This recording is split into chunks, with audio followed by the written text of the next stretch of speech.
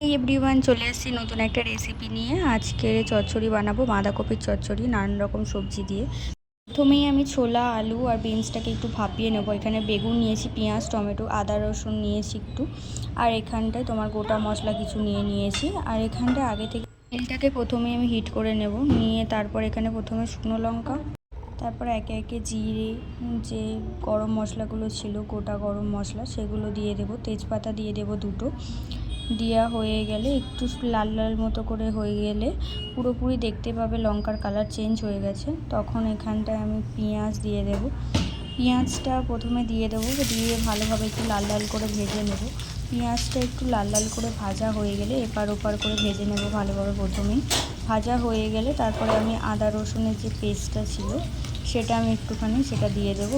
আদা রসুনটা দিয়ে ভালোভাবে একটু নাড়িয়ে চাড়িয়ে নেব, নাড়িয়ে চাড়িয়ে যাতে গন্ধটা চলে যায়। কাঁচা গন্ধটা চলে গেলে আমি যে টমেটোগুলো কেটে রাখছিলাম সেই টমেটোগুলো দিয়ে দেবো। টমেটোগুলো দিয়েও এপার ওপার ভালোভাবে নেড়ে চেড়ে নেব, নিয়ে যে একে একে মশলাগুলো সেগুলো দিয়ে দেবো। প্রথমেই আমি নুনটা দেবো যাতে এই মশলাগুলো সব গলে যায়, পেঁয়াজগুলো একটু তাড়াতাড়ি গলে যায় নুনটা দিলে। তারপরে আমি জিরে গুঁড়ো দিয়ে দেবো একটু।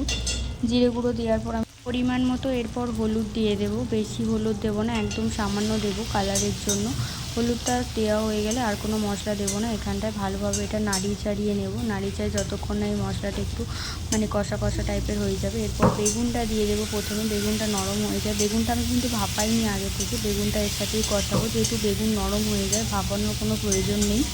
বেগুনগুলো ভালোভাবে কষানো হয়ে গেলে আমি আগে থেকে ভাপানো যে ছোলা, তারপর বাঁধাকপি, আরও যেগুলো ছিল বিনস, আলু, সেগুলো সব কিছু দিয়ে দেবো। দিয়ে ভালোভাবে এই মশলাটার সাথে কষিয়ে নেব, নিয়ে একটু ঢাকা দিয়ে রাখবো। এটা ঢাকা দিয়ে ভালোভাবে রান্না করতে হবে।